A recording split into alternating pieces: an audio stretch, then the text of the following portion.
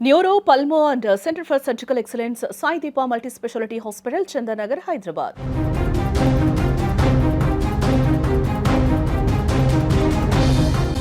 భారత యువ క్రికెటర్ రింకు సింగ్ ఇంట్లో తీవ్ర విషాదం నెలకొంది. గత కొంతకాలంగా అనారోగ్యంతో బాధపడుతున్నటువంటి రింకు తండ్రి కాంచంద్ర సింగ్ కన్నుమూశారు. గ్రేటర్ నోయిడాలోని యథార్థ ఆసుపత్రిలో చికిత్స పొందుతూ ఆయన చివరి శ్వాస విడిచారు.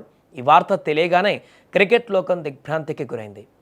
ఇక రింకు సింగ్ తండ్రి కాంచంద్ర సింగ్ గత కొంతకాలంగా స్టేజ్ 4 లివర్ క్యాన్సర్తో బాధపడుతున్నారు. ఇటీవల ఆయన ఆరోగ్యం బాగా క్షీణించడంతో కుటుంబ సభ్యులు ఆయనను ఆసుపత్రిలో చేర్పించారు. పరిస్థితి విషమించడంతో ఆయనను వెంటిలేటర్పై ఉంచి రీనల్ రీప్లేస్మెంట్ థెరపీ ద్వారా వంటి అత్యవసరమైనటువంటి చికిత్సలు అందించినప్పటికీ కూడా ఫలితం లేకుండా పోయింది. ఇటీవల తండ్రి ఆరోగ్య పరిస్థితి విషమించిందన్న వార్త తెలియగానే సమాచారం అందుకున్న వెంటనే రింకు సింగ్ హుటాహుటిన టీమిండియా క్రికెట్ జట్టును వదిలి ఇంటికి చేరుకున్నాడు. ఒకవైపు కుటుంబంలో అత్యవసర పరిస్థితి ఉన్నప్పటికీ తన వృత్తి పట్ల నిబద్ధతను చాటుకున్నారు రింకు. జింబాబ్వేతో జరగనున్నటువంటి మ్యాచ్ కోసం ఆయన తిరిగి నిన్న జట్టులోకి వచ్చారు. నిన్నటి మ్యాచ్లో సబ్స్టిట్యూట్గా ఫీల్డింగ్ సేవలు కూడా అందించారు.